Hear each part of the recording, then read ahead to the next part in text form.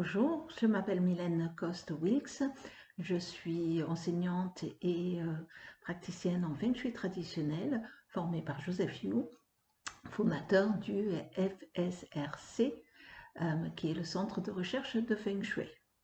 Alors aujourd'hui, je vais vous parler de la trame énergétique qui va nous accompagner durant toute cette année 2023 sous la forme de ce lapin d'eau. Et nous allons également regarder ce que nous appelons les étoiles volantes pour cette année aussi.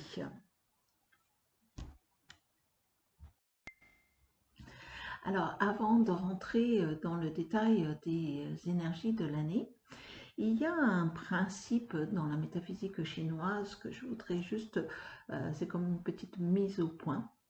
C'est le principe du Sankai, où nous allons considérer que tout est dépendant d'une forme de trilogie cosmique qui est composée par le ciel, la terre et l'homme. Alors lorsque nous parlons du ciel, il n'y a aucune connotation religieuse, mais le ciel va nous indiquer, c'est le temps qui passe. Par exemple, cette année 2023, qui est une année du lapin d'eau, voilà, c'est ça que le ciel nous apporte cette année, il nous apporte ce lapin d'eau. Ensuite, lorsque nous parlons de la Terre, la Terre va faire référence à là où nous nous trouvons.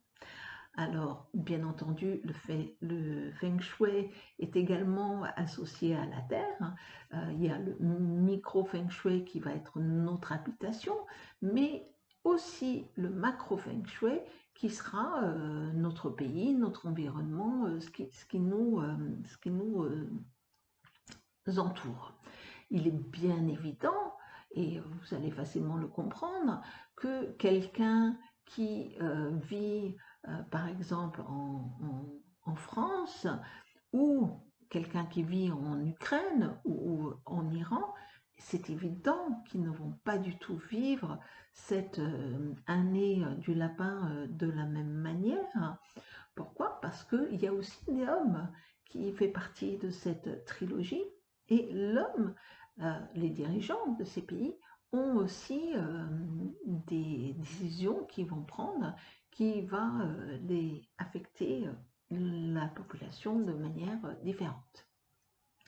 Mais il y a un autre aspect par rapport à la Terre que sur lequel je voudrais revenir, et c'est quelque chose dont j'avais parlé lors de ma dernière conférence de 2022, où je vous expliquais que actuellement, nous sommes par rapport à la Terre, nous sommes dans ce que nous appelons la période 8.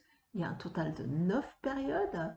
Et l'année prochaine, c'est-à-dire en février 2024, nous allons passer dans la période 9, soit la toute dernière période avant de recommencer avec la période 1. Cela nous donne déjà une notion de grande instabilité pour cette année parce que cet ajustement énergétique qui doit se faire au niveau de la Terre, et la Terre c'est là que nous vient notre ancrage, va être un peu chamboulé. Et quand c'est chamboulé, et ben voilà, il n'y a pas de stabilité en quelque sorte. Il y a un manque de stabilité.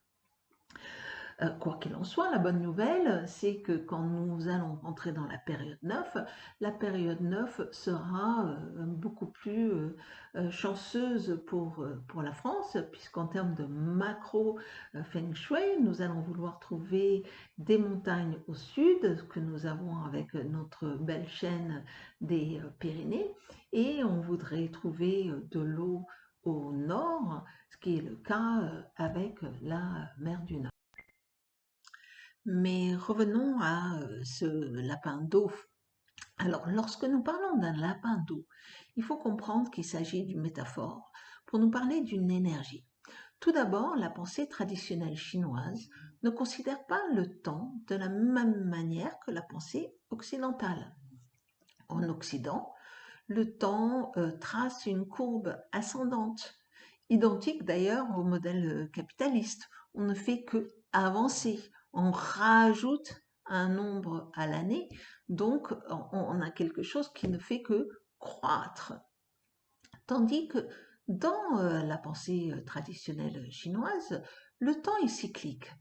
Et nous avons plusieurs cycles, mais lorsque nous parlons des années, nous avons des cycles de 60 ans. Il y a 12 animaux associés chacun à l'un des 5 éléments.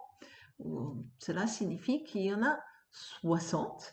Et donc, il y a 60 ans, nous étions en 1963 et nous avions exactement ce même lapin d'eau, mais c'était pas tout à fait dans le même contexte.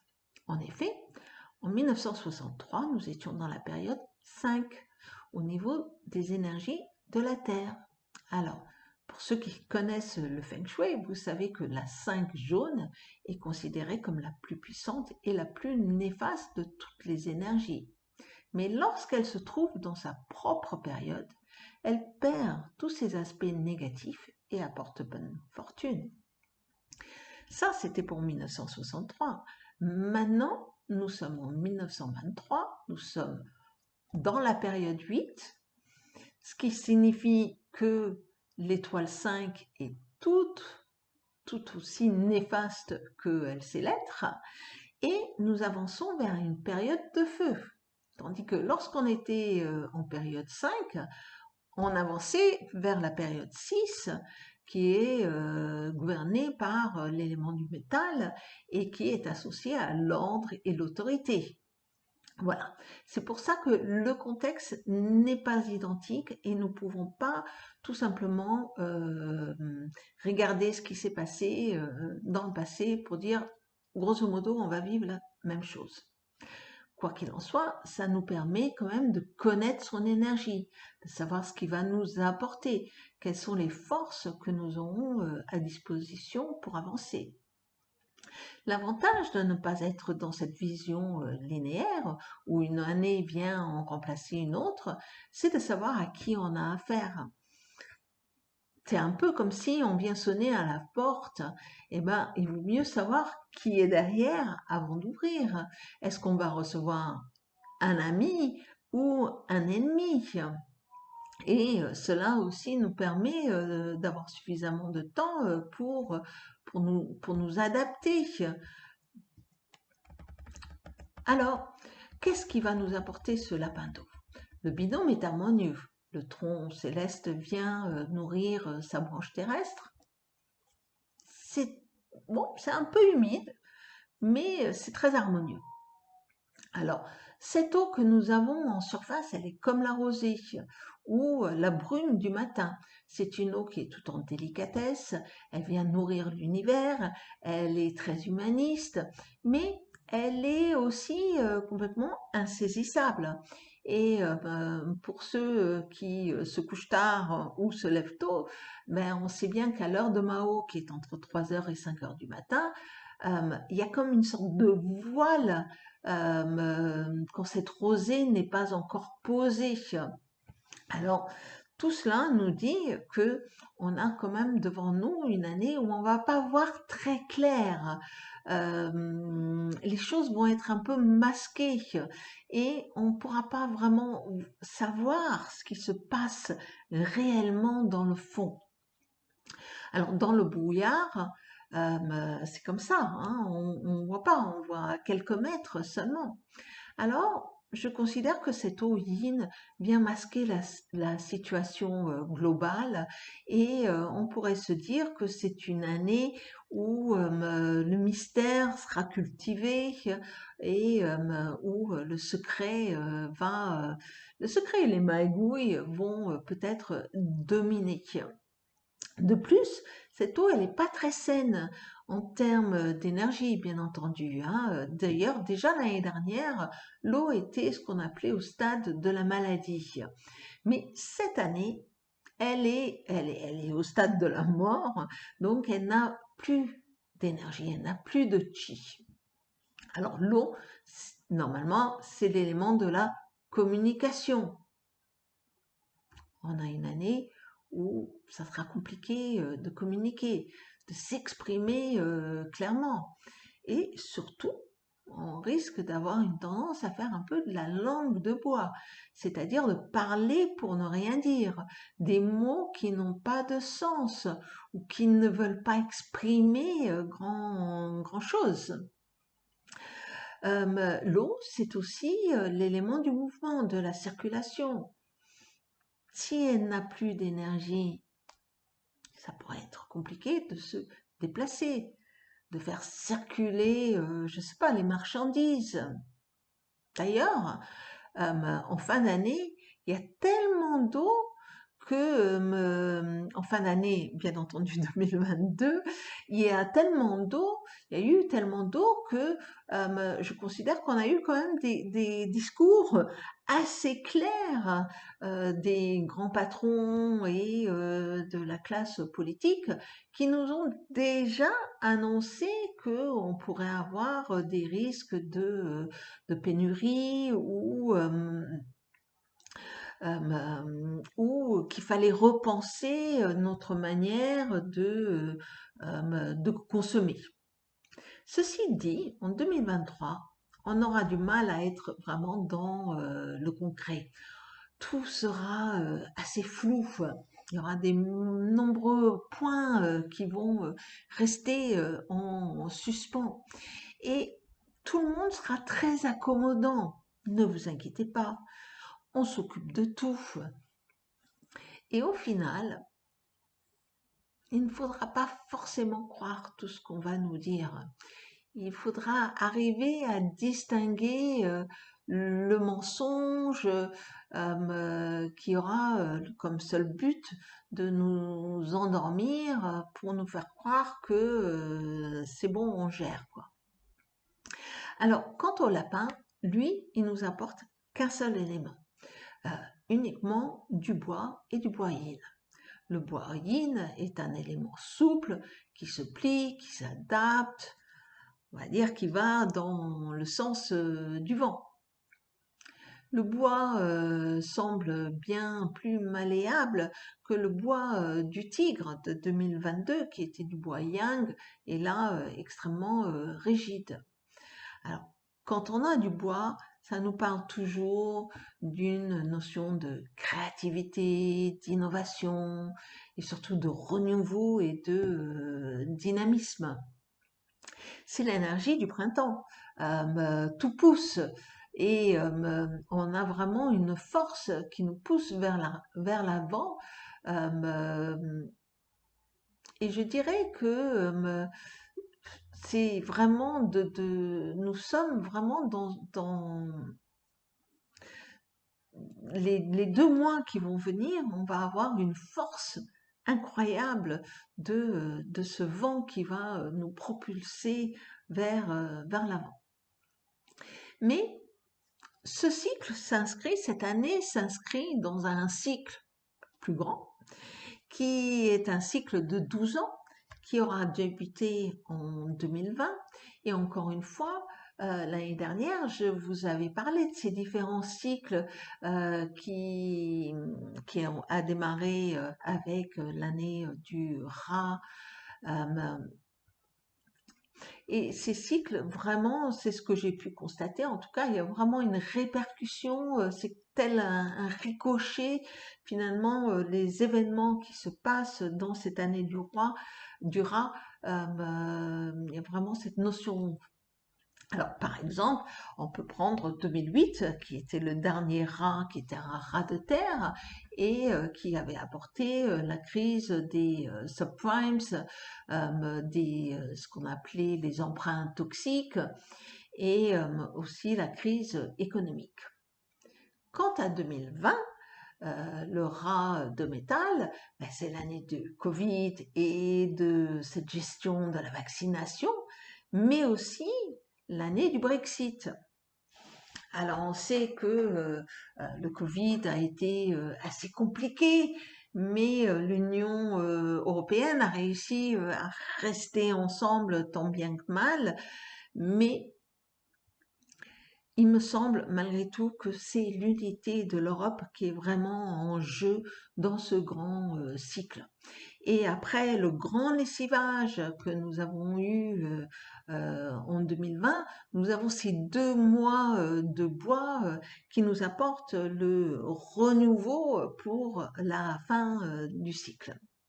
Alors, ce bois nous parle aussi du passage de l'invisible vers le visible, comme dans la nature, hein, lorsque les bourgeons au printemps projettent toute leur force pour percer à la surface. Donc, le changement climatique sera aussi sûrement l'un des aspects de l'année du lapin, va nous apporter parce que nous rentrons dans l'ère durant laquelle les dégâts causés par l'homme seront visibles et ressentis de tous. Plus personne ne pourra ignorer cette triste réalité. Quoi qu'il en soit, le bois de 2023 va nous faire bondir de l'avant, hein. C'est une énergie de croissance. D'ailleurs, je trouve que depuis le solstice d'hiver, on peut ressentir sa montée en vigueur, comme on a pu le voir au Brésil, mais aussi chez nous, avec la journée de grève mi-janvier. Donc, cette année va commencer très fort, hein, tout de suite, puisque en février, on va démarrer avec un tigre de bois qui sera suivi d'un lapin de bois. Et donc, nous avons 2 mois où nous pouvons dire que ce bois est en excès. Et il n'y a pas beaucoup d'eau, puisqu'on n'a que cette eau morte. Alors, le bois est associé à notre foie, qui est le foie et le vésicule biliaire, qui régissent nos humeurs et nos colères. Et très souvent, quand ce bois n'est pas suffisamment contrôlé, on peut malheureusement voir des débordements de colère, des révoltes, mais aussi d'agressivité, s'il y a une notion vraiment d'avancer avec la force. Et malheureusement, nous n'avons pas de métal pour venir contrôler ce bois, le métal étant totalement absent cette année. Bien entendu, il y en aura un petit peu en automne, c'est-à-dire au mois d'août et septembre, encore un petit reliquat en octobre, mais septembre, c'est le mois du coq, et le coq viendra se confronter avec le lapin. Alors, le métal nous aide à clarifier, à structurer, à ordonner. C'est l'élément de la justice. Alors, quand on n'a pas de métal pour contrôler le bois, c'est un peu le désordre, hein, qui peut en résulter. Et personnellement, je pense que nous avons une force que je qualifierais de révolutionnaire. Alors, je ne serais pas étonnée que nous voyons au cours de cette année des renversements, des gros changements politiques et pourquoi pas des révolutions aussi. Maintenant, mis à part ces 2 mois où le bois sera hors contrôle, le reste de l'année, il reviendra vers ses qualités d'empathie, de compassion. Faut pas l'oublier, le bois est également l'élément de la gentillesse et de la bienveillance. Et surtout, il nous insuffle plein de nouvelles idées. Et l'aspect qui me semble le plus positif de toute cette année, c'est que le lapin a en horreur le conflit. Et on pourrait dire que c'est un diplomate dans l'âme. Il fera tout ce qui est en son pouvoir pour désamorcer un conflit, pour que l'on ne se dispute pas, pour qu'il n'y ait pas de cris. Et il voudrait que tout s'arrange le plus vite possible. Et c'est un peu le problème, c'est qu'il est impatient. Et quand on est impatient, quand on est trop pressé, eh ben, on veut faire les choses trop vite. Et on peut choisir les mauvaises solutions ou faire des mauvais compromis, parce qu'on ne met pas suffisamment de réflexion au long terme. Notre vision s'arrête au conflit tel qu'il est là. Et on n'élargit pas pour voir ce comporte l'ensemble de la solution. Alors, au moins, ce lapin est pacifiste. Il va éviter le conflit. Et d'ailleurs, j'insiste sur ce point parce que on nous dit que 65% des Français pensent qu'il y aura une guerre. Avec l'énergie du lapin, on est dans quelque chose de bien moins territorial que le tigre. Le lapin, il cherche des solutions à l'amiable en ayant fait des négociations. Par contre, il faut lui reconnaître que le bois yin est avant tout une énergie du survivant. Et n'oubliez pas, le lapin n'apporte que ce bois yin. Donc, d'accord, on veut résoudre les conflits, mais on doit arriver à faire des compromis qui vont venir tenir en compte nos propres intérêts. Et je crois que c'est ça, c'est là que ça va commencer à poser des problèmes au niveau de l'Europe, parce que l'Europe, c'est une combinaison de plusieurs pays. Et on verra vraiment ce lapin d'eau à l'œuvre, c'est-à-dire qu'en apparence, on est tous d'accord, nous avons tous ce même discours européen, mais dans le fond, en cachette, en catimini, nous allons sûrement chacun de son côté essayer de défendre ses intérêts au mieux. Et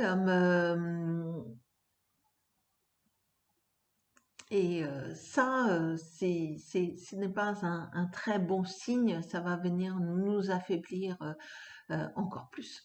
Quoi qu'il en soit, cette année démarre avec, non seulement elle démarre avec une force incroyable de création à nos côtés, mais ce lapin nous accompagne quand même sur toute l'année. Donc c'est vraiment une énergie à venir profiter et bénéficier de ce qu'elle nous apporte pour tout ce qui va être de projets créatifs et pour donner libre cours à notre imagination.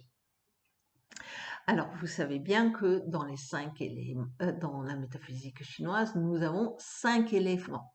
Alors maintenant, qu'est-ce qu'il en résulte pour les autres, puisque ce lapin, il nous apporte pas grand-chose finalement. Il nous apporte que 2 éléments. Et d'ailleurs, je dirais que lorsque nous avons que 2 éléments, ben, c'est un peu moins facile de moduler et qu'on pourrait avoir une tendance à être plus radical dans nos prises de position. Quoi qu'il en soit,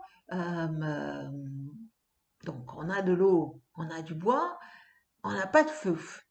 L'énergie du feu, c'est l'énergie de la joie, de l'expansion, de la lumière, de la révélation. Et la force du feu, c'est de favoriser le fait de voir clair et d'être vu. Le feu permet de révéler ce qui est caché, de lever le secret.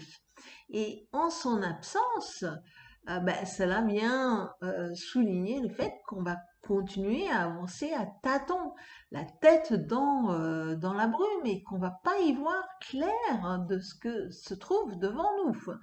On aura du mal à sortir de l'ombre, on aura du mal à se faire voir.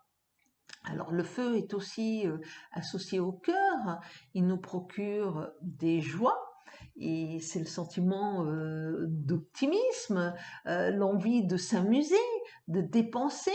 Mais si on a seulement du feu pendant les mois d'été, qui sont le mois de mai, juin et juillet, eh ben, ça semble pas suffisant pour relancer l'économie.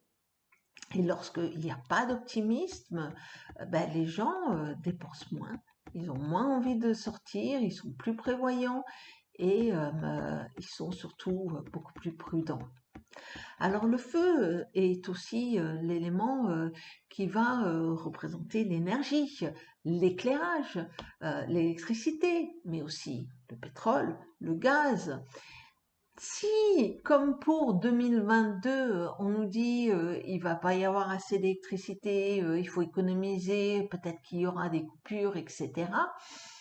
Malheureusement, ça pourrait être une réalité en 2023.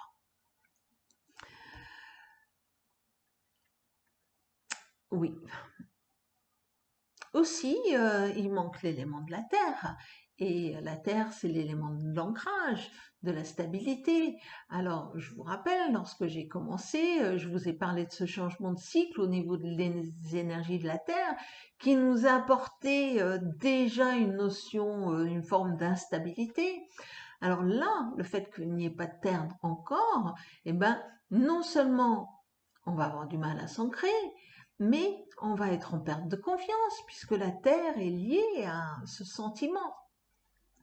Et donc, quand on est ballotté et qu'on n'est pas en confiance, on a beaucoup de difficultés à concrétiser les choses. Alors, en absence, lorsque nous sommes dans une année où on est en absence de terre, on est obligé d'aller puiser dans ses propres forces, donc sur ses propres forces de sagesse. Et c'est à nous de nous ancrer par la méditation, par exemple, mais surtout en prenant le temps de se poser, de ne pas réagir sur le champ, de ne pas contre-attaquer, de ralentir le mouvement. On prend du recul avant une décision. Et surtout en février et mars, hein, où ce sera les 2 mois où on va avoir envie de se précipiter. Il me semble aussi particulièrement important pendant cette année de travailler sur cette année, sur cet élément toute l'année, parce que on surveille les fondations et on s'arrime quand il le faut.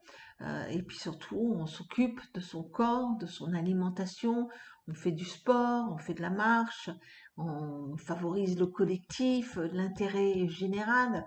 De toutes ces manières vont nous permettre d'amener un petit peu de cet élément dans notre vie. Alors, il y aura quand même 4 mois de terre dans l'année, le mois du dragon en avril, le mois de la chèvre en juin, le mois du chien en octobre et le mois du buffle en janvier.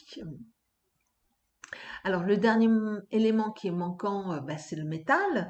Je vous en ai déjà parlé, donc je ne vais pas reprendre ça, mais je vais profiter juste pour souligner que si vous êtes né dans une année d'un coq de métal ou durant le mois de septembre, je précise du 7 septembre au 6 octobre, ou entre 5 heures et 7 heures, alors votre diagramme aura un clash avec le lapin.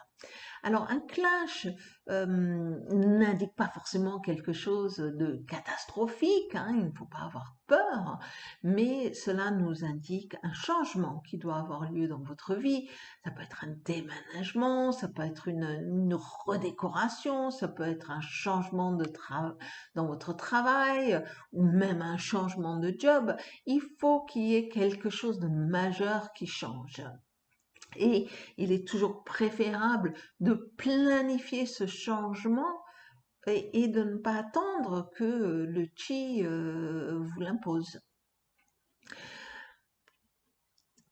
Alors ce lapin est aussi ce qu'on appelle une fleur de romance pour les personnes qui sont nées dans une année du tigre, du cheval et du chien. Alors si c'est votre cas, vous serez plus charismatique cette année. Si vous êtes célibataire, vous aurez des chances de rencontrer l'amour. Et si vous êtes en couple, eh ben, pourquoi pas, ça peut être aussi une année pour demander une augmentation parce que votre employeur va vous trouver également plus charismatique. Par contre, si vous avez un rat dans votre propre diagramme, c'est-à-dire si vous êtes né dans une année de rat, ou si vous êtes né au mois de décembre, ou si vous êtes né entre 11 heures et 1 heure du matin, vous avez donc ce rat dans votre diagramme et il forme avec le lapin ce qu'on appelle une punition de rudesse. Et parfois, cette punition peut venir affecter notre libido. Euh, et souvent, ça nous pointe du doigt qu'il pourrait avoir peut-être un petit scandale ou une forme de vulgarité, on pourrait le dire comme ça. Alors, lorsqu'on cherche à avoir une idée de ce qui va se passer dans le monde durant l'année, on peut regarder les 4 piliers des dirigeants, puisque comme nous, ils ont leur propre diagramme et leur propre diagramme va interagir comme le nôtre, va interagir avec ce lapin d'eau. Et et en regardant les diagrammes des dirigeants, comme on va dire Vladimir Poutine ou comme le président chinois ou Biden, ça va nous donner un peu la température pour l'ensemble du monde. On peut aussi regarder Zelensky. Et bizarrement, quand on va regarder les 4 que je viens de nommer, nous voyons qu'ils sont tous nés dans une journée qui est l'élément du feu. C'est ce qu'on appelle leur maître du jour. Donc, Vladimir Poutine est de l'élément du feu yang et tous les autres sont du feu yin. Et le feu yin et l'eau yin, il y a un conflit. Ils ne s'entendent pas spécialement bien, puisque le feu yin est quand même, c'est ce qu'on va considérer comme une petite bougie. Et vous vous doutez bien qu'on a bien du mal à allumer et faire brûler une bougie quand on est dans la brume. Elle va pas beaucoup nous éclairer. Quant à Poutine, Vladimir Poutine, lui est dans une année, il est né plutôt dans un jour, un maître du jour feu yang.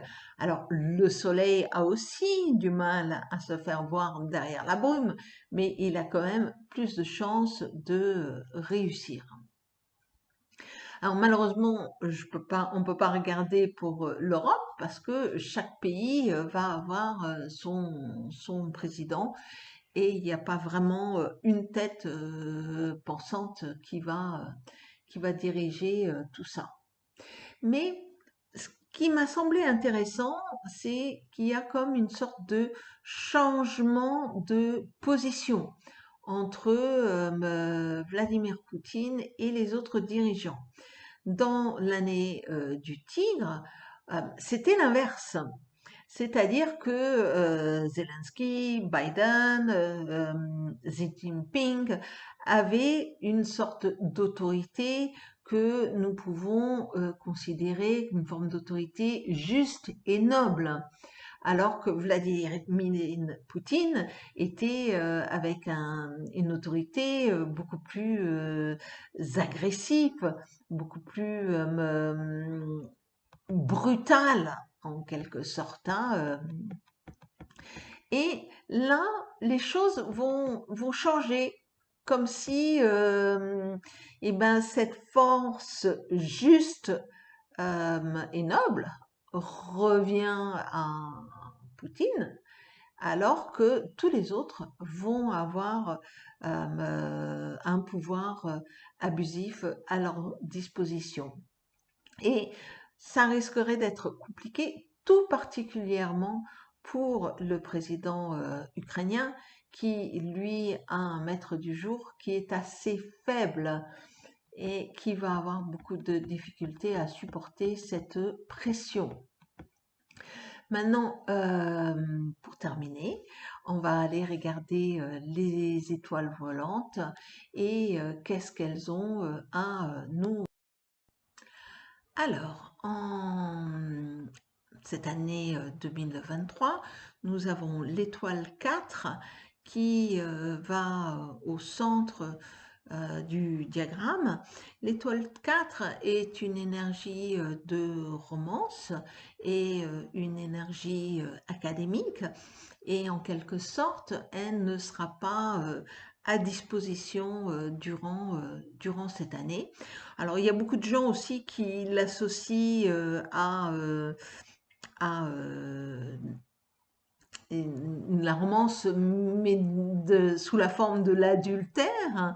Alors bien entendu, on est content aussi quand elle se trouve au centre, mais nous avons tous cette énergie également dans notre habitation.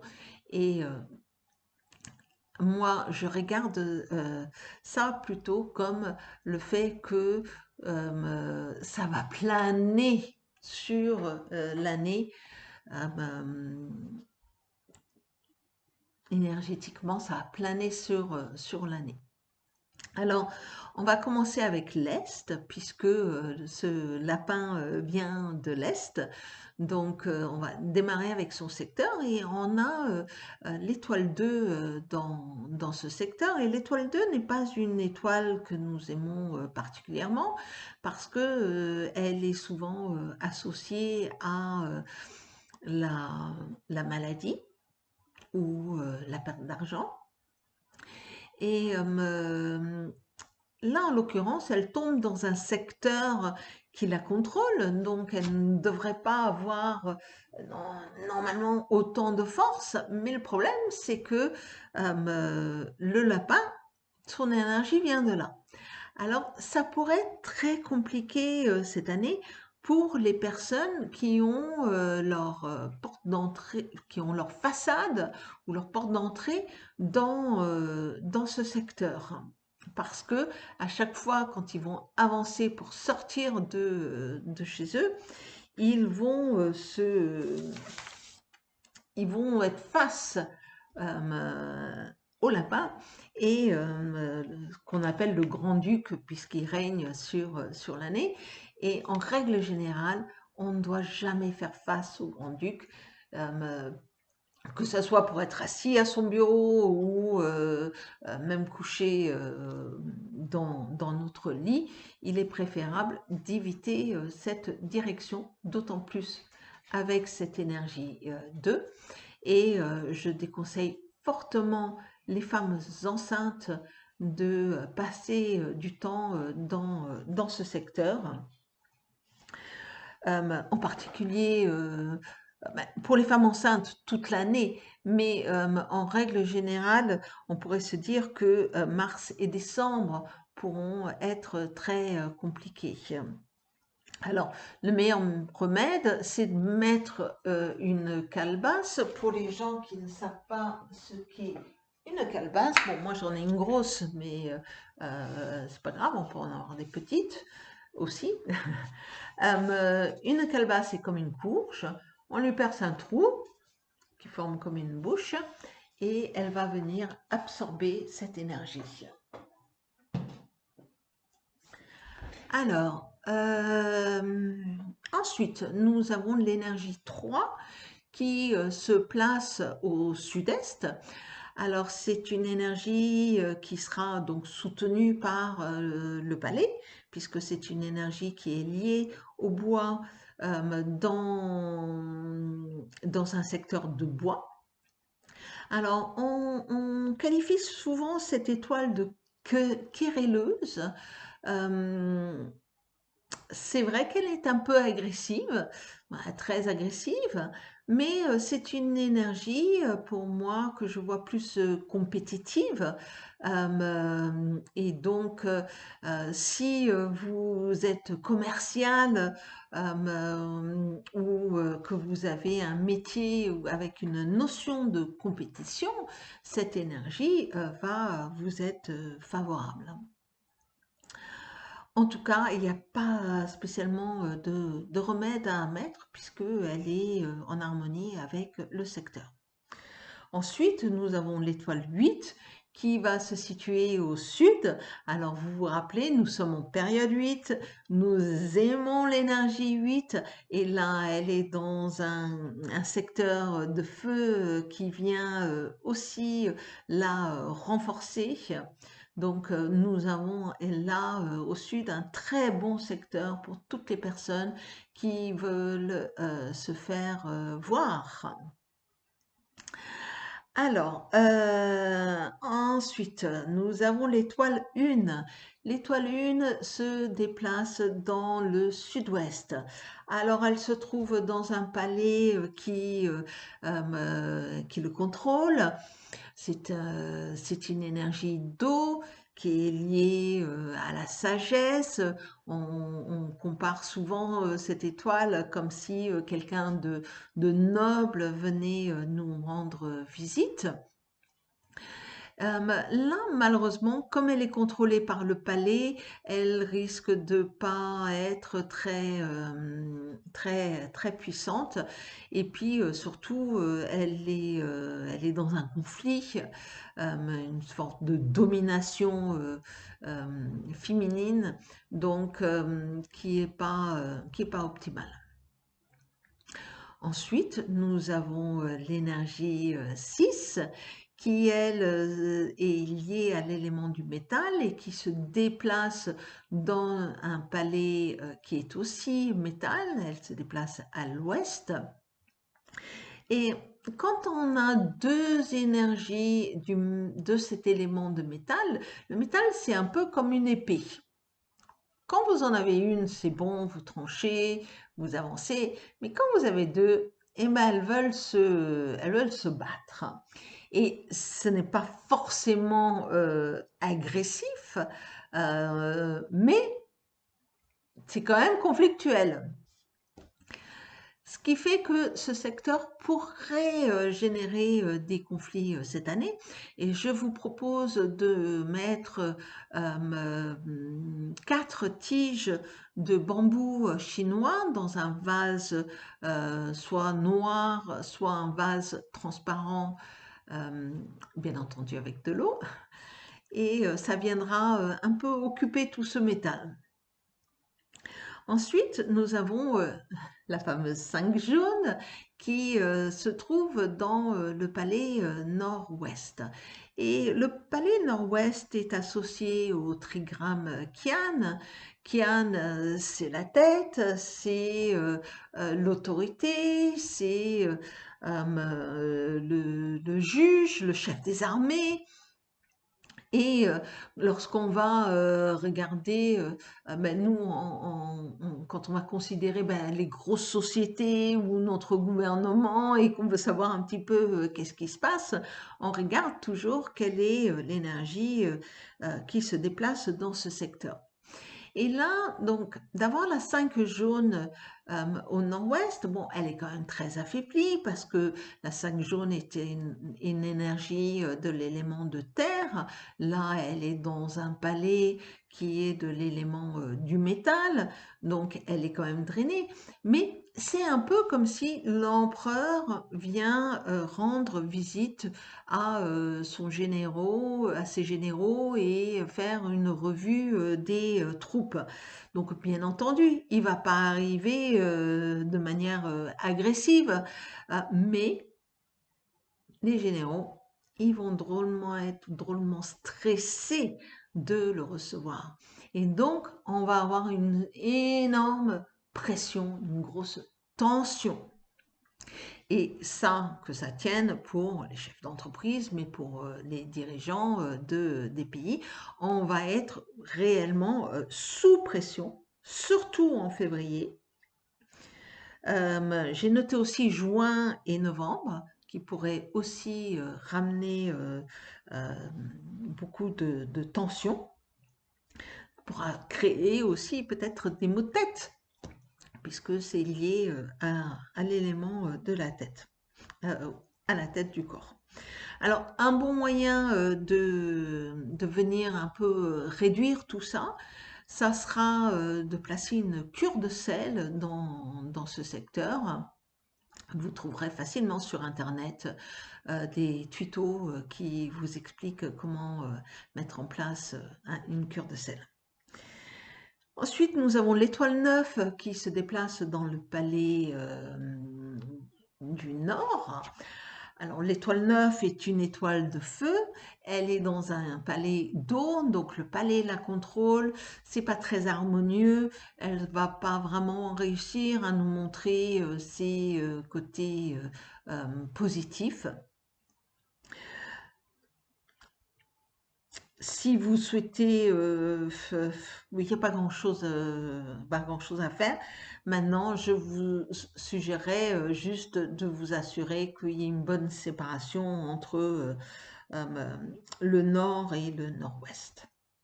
Et pour finir, nous avons l'étoile 7 qui s'est déplacée au nord-est. Et l'étoile 7 est une étoile qui est associée à l'élément du métal. Et on appelle cela, c'est une étoile, c'est la monarque de la destruction. Alors là, l'étoile est forte puisqu'elle se trouve dans un palais de terre qui vient la nourrir et qui la soutient. Et je vous encouragerais de veiller à ce que le secteur nord-est de votre maison reste toujours bien rangé et propre, parce que nous avons une énergie qui est très susceptible et un peu BCBG, qui pourrait considérer que c'est pas assez bien pour elle. Et dans ces cas, elle détruit. Alors, oui, c'est une énergie de destruction, mais c'est toujours une destruction pour reconstruire. Donc, il faut rester sur l'aspect positif de cette étoile. Par contre, elle peut générer des cambriolages aussi, selon avec qui elle s'associe dans votre carte énergétique de votre habitation. Voilà, j'ai fait le tour de tout ce que nous avons comme énergie avec nous cette année.